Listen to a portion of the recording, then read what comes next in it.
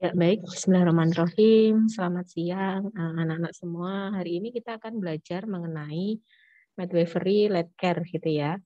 Nah, nanti di dalam midwifery lead care ini, sebenarnya gini, untuk midwifery lead care ini, seorang bidan itu memang bertugas sebagai pemimpin dalam menjalankan asuhannya, gitu. Jadi yang dia mempunyai wewenang sebagai entah sebagai care provider, kemudian sebagai manajerial, kemudian sebagai decision maker gitu dan kompetensi yang lainnya gitu. Nah, ini di dalam midwifery lead care ini nanti akan ada topik-topik di antaranya.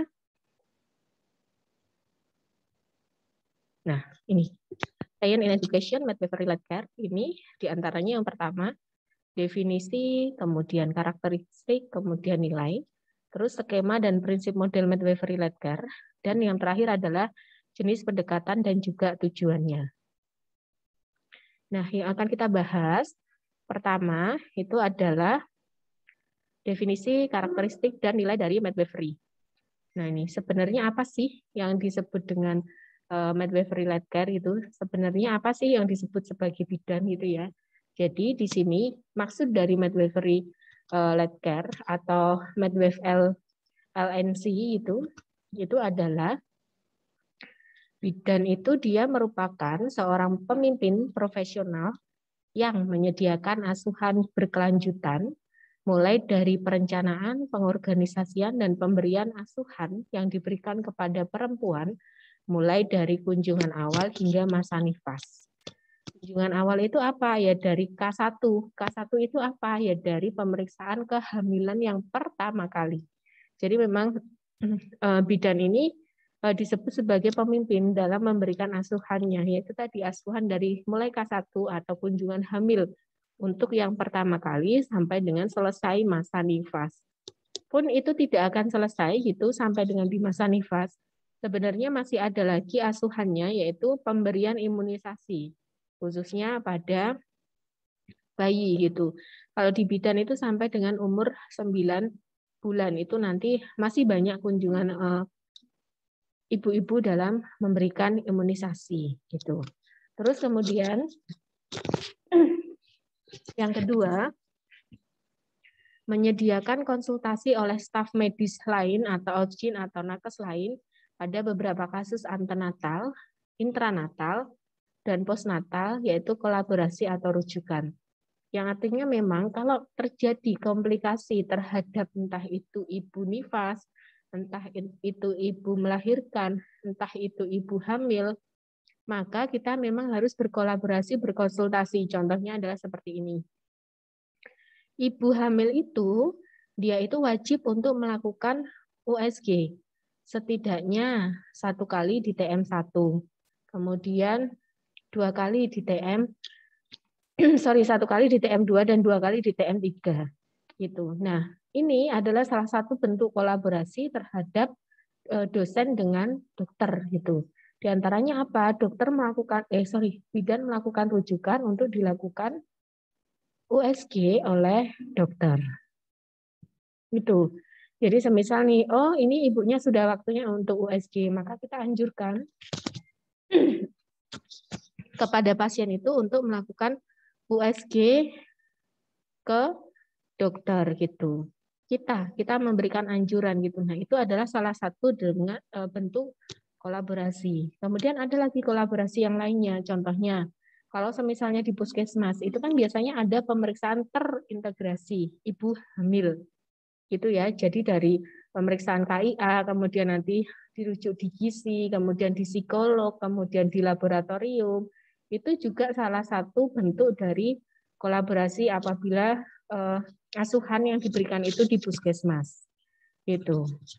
Kemudian bidan merupakan pemimpin profesional yang bertanggung jawab untuk menilai kebutuhan perempuan, merencanakan asuhan, merujuk kepada tenaga profesional lain yang tersedia. Kemudian model midwifery lead care ini bertujuan untuk menyediakan pelayanan tidak hanya di masyarakat atau rumah sakit pada perempuan sehat tanpa komplikasi atau kehamilan dengan resiko rendah gitu. Jadi sekarang ini memang terjadi pergeseran makna atas kehamilan itu sendiri gitu ya. Jadi memang contoh banyak sekali kasus-kasus atau tingginya kasus sesar gitu karena memang itu tadi mengingkari dari adanya bahwa kehamilan persalinan itu adalah kodratnya wanita, adalah fisiologis. Jadi mungkin banyak orang-orang itu yang memilih tanggal cantik untuk dilakukan sesar. Nah, sekarang ini berarti tujuan dari bidan atau kita di era sekarang ini memang ingin mengembalikan fisiologis dari seorang perempuan itu apa sih? Ya, melahirkan, ya hamil, ya mengurus anak gitu. Nah, ini kita ingin mengembalikan perempuan itu kepada fitrahnya sebenarnya. Tugas dari bidan saat ini. Gitu. Jadi memang marilah kita bersama-sama gitu untuk mengembalikan kodratnya seorang wanita itu ya dia itu hamil, ya dia itu bersalin, ya dia itu mengurus anak dan sebagainya. Di samping memang perempuan itu juga ada yang memilih untuk bekerja sambil merawat anak. Kemudian lanjut. Nah, background-nya sendiri ini adalah kita melihat itu dari adanya midwifery-led-care. Ini memang kita melihat dari AKI dan AKP. Itu yang merupakan tantangan besar di negara berkembang gitu. Karena di Indonesia ini memang masih tinggi angka kematian ibu dan juga angka kematian bayi. Di samping itu, bukti dasar pada keselamatan pasien mohon maaf sedikit gangguan gitu ya, karena sempat terputus. Nah, kemudian ada akar penyebab dan faktor, kemudian serta pada solusi biaya yang paling efektif untuk masalah umum sangat terbatas.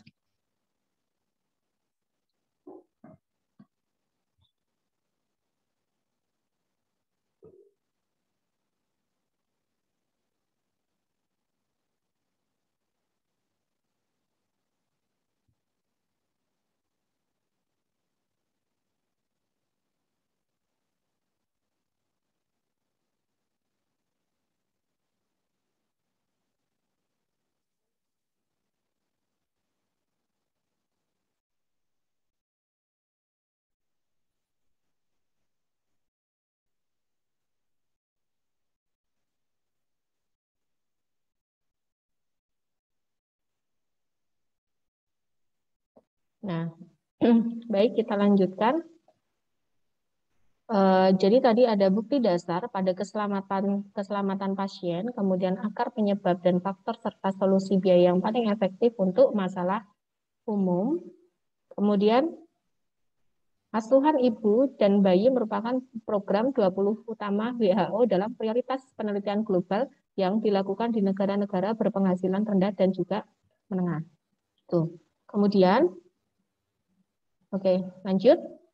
Karakteristik atau area yang dikelola bidan. Jadi memang kita sebagai seorang bidan itu memang harus mengembangkan gitu ya asuhan-asuhan yang kita berikan kepada pasien gitu. Yang pertama, persalinan normal. Nah, kita lebih banyak dipromosikan pada area asuhan.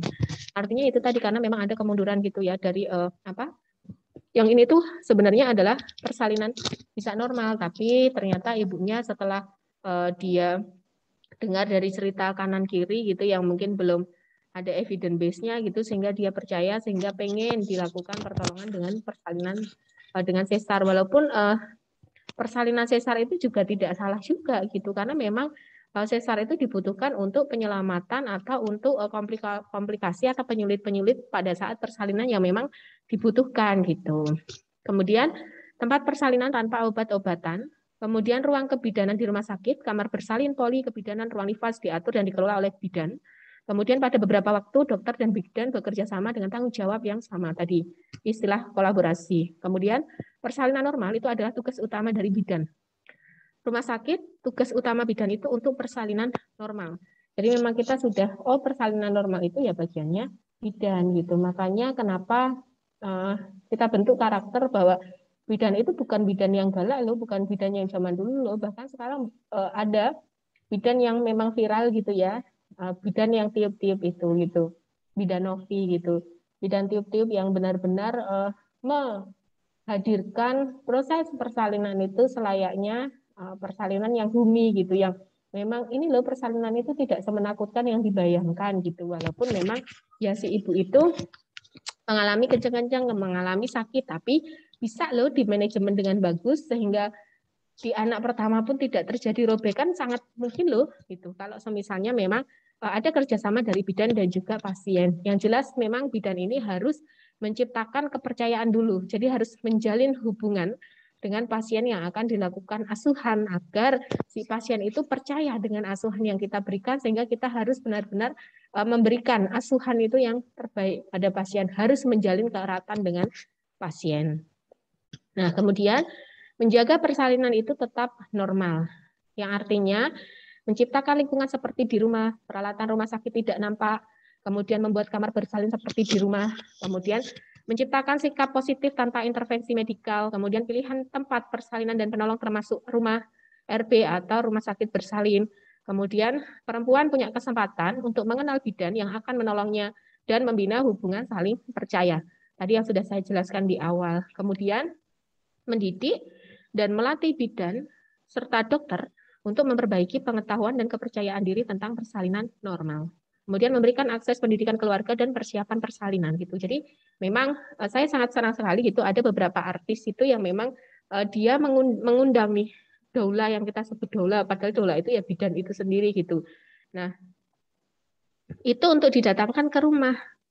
Untuk apa? Untuk apa namanya menemani dia pada saat proses persalinan. Dia ingin bersalin di rumah gitu. Nah, sebenarnya dengan konsep si artis itu gitu mendatangkan bidan ke rumah, kemudian bersalin di rumah itu kan karena dia dia yakin bahwa oh kehamilan saya ini adalah kehamilan yang fisiologis, kelahirannya pun juga nanti kelahiran yang fisiologis gitu. Kemudian saya ingin bersalin di rumah gitu. Nah, dari situ mungkin kita bisa juga melihat gitu atau mengkonsep tempat bersalin kita gitu. Oh, bagaimana ya saya bisa menghadirkan suasana yang bumi di tempat praktek saya gitu sehingga orang-orang itu kalau datang ke tempat praktek itu kesannya bukan untuk periksa sakit atau untuk periksa apa, tapi memang dia kesannya oh tempat pelayanan kesehatan ini kok sudah serasa rumah ya karena apa namanya sangat bumi gitu karena kan contohnya saya pun gitu ya.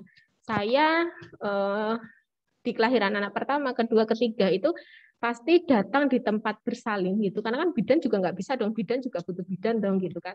Itu pasti pada saat pembukaan itu sudah hampir buka lengkap gitu. Jadi di antara buka 7 atau buka 8 gitu. Kemarin yang lebih ekstrim itu saya datang itu pada saat pembukaan 8 gitu. Saya baru datang ke fasilitas kesehatan gitu untuk saya ditolong persalinan.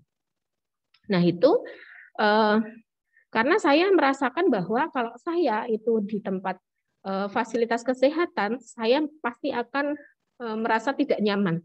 Saya nyaman di rumah saya sendiri gitu ya. Konsep-konsep seperti itu, evidence based seperti itu, atau kita harus mengembangkan penelitian-penelitian tentang seperti itu gitu yang memang sudah ada beberapa penelitian bahwa konsep homey, konsep seperti dia berada di rumah itu sudah dikembangkan gitu. Makanya kenapa sekarang banyak sekali tempat-tempat pelayanan kesehatan itu yang terkonsepnya itu yang tidak seperti rumah sakit, tapi seperti kafe mungkin, atau seperti rumah, keadaannya itu benar-benar seperti rumah, bukan seperti tempat rumah sakit gitu. Itu untuk memberikan rasa nyaman terhadap pasiennya gitu.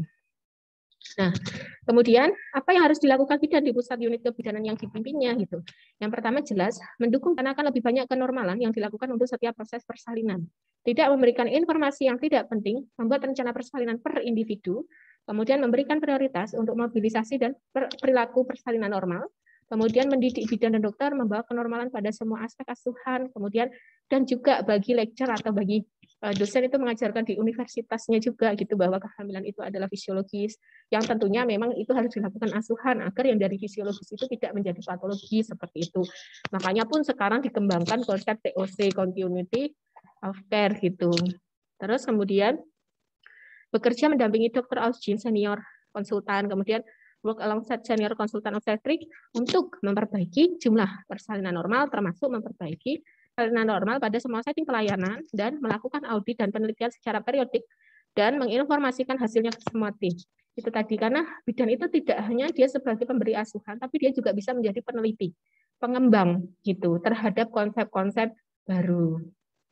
Kemudian manajemen kehamilan yang beresiko itu hal penting untuk asuhan yang dipimpin oleh bidan itu adalah memisahkan antara kasus beresiko dan tidak beresiko.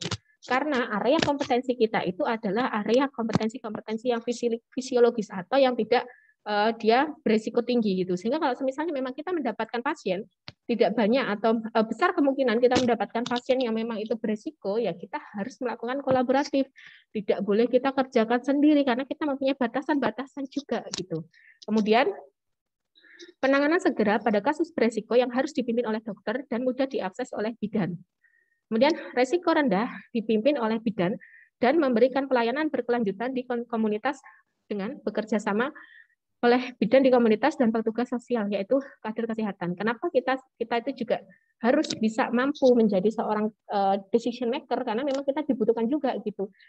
Ada kader-kader di bawah kita gitu, karena contohnya adalah sekarang itu ya ada bidan sebagai koordinator gitu di suatu wilayah untuk mencegah stunting. Nah, sebagai koordinator yang artinya dia harus bekerja sama dengan kader-kader kesehatan yang lain gitu untuk menggiring atau untuk menghilangkan atau untuk memberikan asuhan agar si bayi dan balita itu tidak terjadi stunting. Dari mana? Ya dari proses kehamilannya, bahkan dari remajanya. Kemudian terjadi kehamilan, kemudian persalinan, dan pada saat 1000 hari pertama bayi hidup itu. Gitu. Terus kemudian penanganan yang lain atau sistem rujukan yang mudah. Sehingga pada saat kita itu mendapatkan pasien, pasti akan kita tanya, Dek. Jadi di awal-awal itu harus ada P4K, di mana kita bertanya kepada pasien itu bahwa bila terjadi kegawat daruratan, di mana kalian akan bersedia dirujuk. Sehingga pada saat terjadi kegawat daruratan, kita sudah tahu tempat mana yang harus dilakukan rujukan, di mana harus dilakukan rujukan pasien itu. Jadi tidak berdiskusi terlalu lama, tapi kita sudah memegang, kita sudah punya nih. Oh, kalau terjadi kegawat daruratan, pasien maunya dirujuk ke sini. Itu kita sudah punya gitu. Jadi sebelumnya memang harus kita tanya terlebih dahulu gitu. Nah, itu tadi yang disebut bidan itu sebagai pemimpin di dalam asuhannya gitu, asuhan ke dalam pasiennya gitu. Oke, kita akan masuk yang kedua, yaitu skema dan prinsip model midwifery-led care. Nah, model of midwifery-led care ini yaitu tim kebidanan bertujuan untuk menyediakan asuhan berkelanjutan yang dilakukan oleh kelompok bidan dengan berbagi tugas. Perempuan akan menerima asuhan dari beberapa bidan sebagai tim kebidanan dan jumlahnya juga bervariasi. Nah, beban kasus kebidanan ini bertujuan untuk menawarkan kesinambungan hubungan yang lebih besar dari waktu ke waktu dengan memastikan bahwa seorang perempuan yang melahirkan menerima asuhan antenatal, intranatal, dan postnatalnya dari satu bidan atau pasangannya prakteknya yaitu sebagai abjin itu tadi. Jadi biasanya kita akan berkolaborasi membentuk tim gitu ya. Kalau misalnya itu di rumah sakit, nah bagaimana kalau di tempat praktek kita? Ya berarti kita bekerja sama atau berkolaborasi dengan teman-teman kita yang satu tim gitu. Kadang kan misalnya bidan punya PMB gitu. Nah nanti kan PMB itu kadang ada yang jaga pagi, ada yang jaga sore, ada yang jaga malam. Nah itu harus tim, itu harus berkelanjutan dan harus tahu kondisi pasien gitu. Makanya setiap jaga itu pasti ada abusan jaga gitu. Karena memang untuk ini tadi berbagi tugas itu. Nah kemudian ini evidence base-nya, model asuhan midwifery-led care ini mengartikan bahwa kehamilan dan kelahiran itu adalah peristiwa kehidupan yang normal dan berpusat kepada wanita, mencakup asuhan berkesinambungan, pemantauan fisik, psikologis, spiritual, dan sosial kesejahteraan perempuan dan keluarga, diisian menyediakan pendidikan kesehatan individual, konseling dan antenatal care, pendampingan terus-menerus selama persalinan, kelahiran, dan masa postpartum. Didukung dukungan terus-menerus selama periode postnatal, meminimalkan intervensi teknologi, dan mengidentifikasi serta merujuk wanita yang memerlukan perhatian khusus obstetri atau lainnya. Yang artinya kita menanamkan kepada tadi itu si ibu bahwa ibu suatu kehamilan, suatu persalinan, dan mengurus anak itu adalah kodratnya seorang perempuan.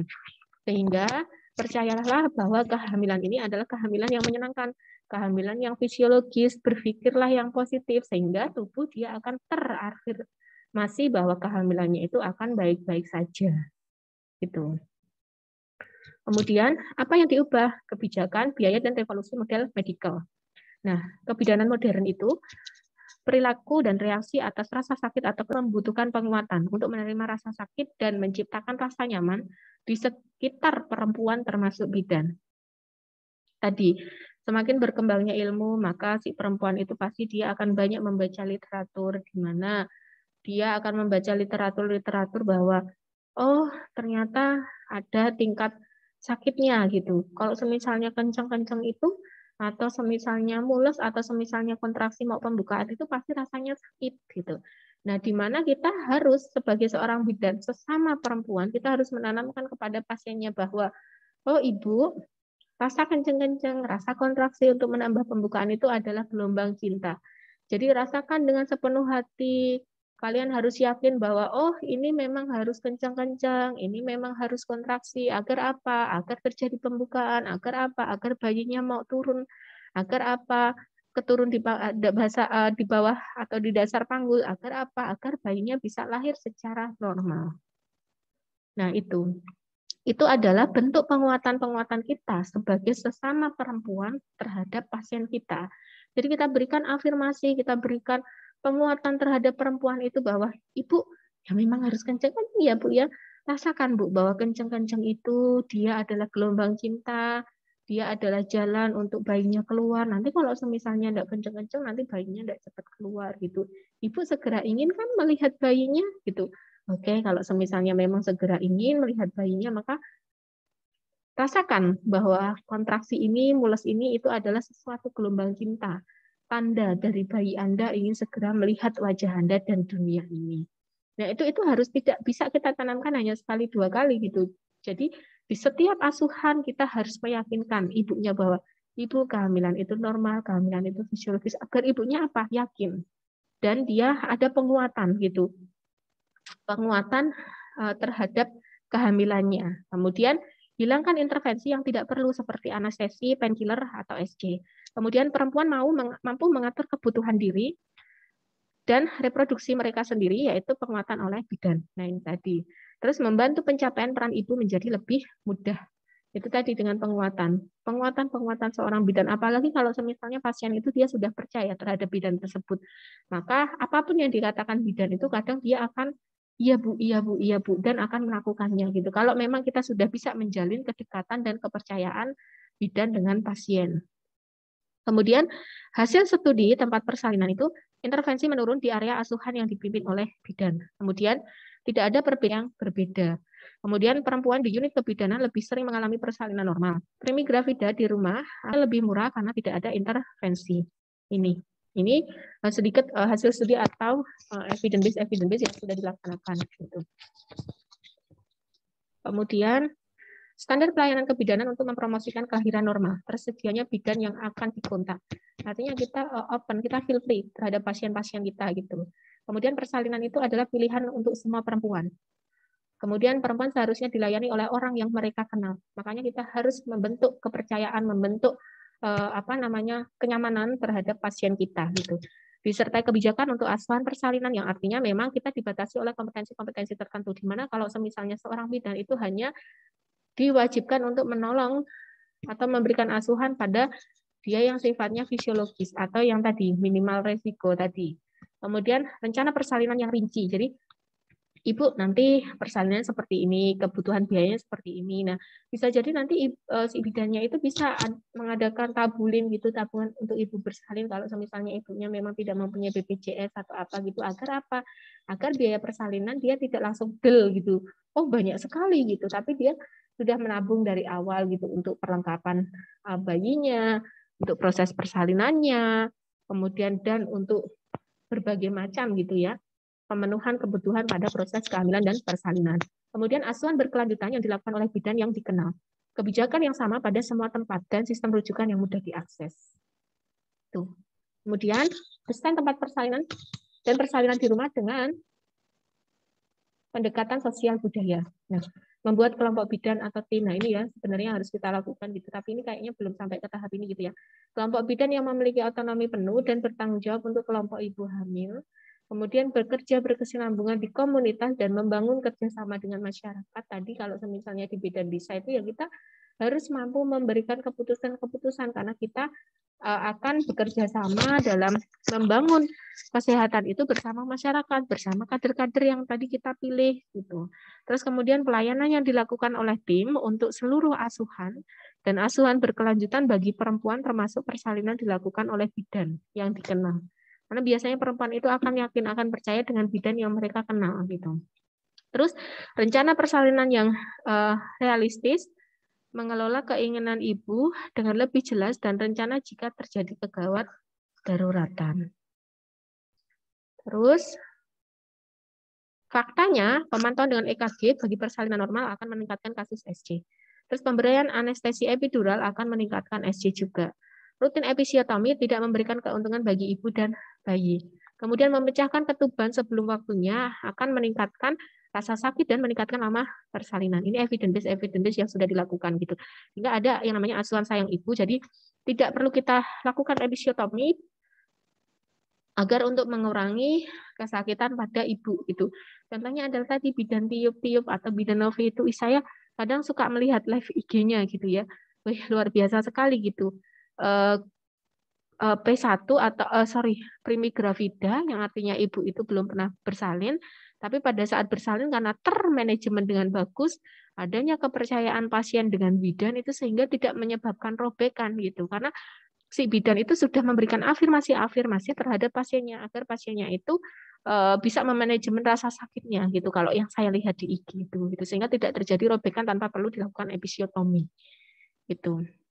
Kemudian persalinan normal dapat dilakukan di mana saja dan difasilitasi oleh bidan yang dikenal dengan setting yang dikenal seperti rumah sendiri. Nah ini tadi bagaimana ya, ini pun PR buat saya juga gitu ya, karena sampai dengan sekarang saya belum punya klinik gitu ya, memang ada angan-angan ya ampun kayaknya enak nih buka bidan praktek gitu, mengaplikasikan ilmu gitu ya, walaupun dulu saya bekerja juga di klinik gitu, tapi rasanya ingin juga gitu mempunyai tempat praktek gitu, di mana tempat praktek itu kok rasanya homey seperti rumah gitu, sehingga pasien itu dia merasakan nyaman, tidak seperti di rumah sakit, tapi seperti di rumah sendiri gitu. Itu impian saya sampai dengan sekarang gitu. Kemudian kita masuk ke jenis pendekatan dan tujuan. Nah, ini menurut Alice Enion, Associate Professor di Kebidanan di Columbia University, ini reviewnya bahwa menetapkan untuk mengevaluasi dan membandingkan hasil dari model asuhan yang didefinisikan sebagai model bidan yang dipimpin kontinuitas, yang sangat topikal, yang menghubungkan ke banyak aspek peran bidan itu tadi. Yang artinya bahwa kehamilan itu, contohnya adalah seperti ini, Dek. Kehamilan itu memang banyak sekali resikonya, itu yang pertama. Dan yang kedua, kehamilan satu perempuan dengan perempuan lain itu berbeda. Sehingga memang kita dalam memberikan asuhan itu tidak boleh disamaratakan. Jadi kita harus case loading atau sesuai dengan kasus. Perlakukan pasien itu sesuai dengan kasusnya gitu. Kalau misalnya memang kita ketemu kasus yang itu resiko tinggi, rujuklah ke dokter. Gitu. Sehingga memang harus kontinuitas gitu. Semisal kita mendapatkan pasien kok ini nampaknya harus dirujuk ke dokter, ya kita lakukan rujukan ke dokter. Oh, ini sudah waktunya untuk dilakukan USG, kita rujuk ke dokter untuk dilakukan USG. Contohnya adalah seperti itu. Kemudian, para penulis ulasan mendefinisikan istilah secara rinci yang penting dalam memahami manfaat spesifik dari pendekatan perawatan yang didefinisikan. Ini termasuk kesinambungan perawatan yang melibatkan perawatan oleh tim atau individu yang sama selama periode kehamilan, masa nifas. Kemudian, tetapi Sandal et al. Ini dia juga mengakui definisi kontinuitas itu yang buruk. Hal ini dapat dimengerti mengingat bahwa perawatan yang dipimpin bidan berpusat salah satu masalah utama dalam menemukan dan mengevaluasi bukti tentang perawatan kebidanan dari uji coba terkontrol secara acak. Yang artinya seperti ini, Dik.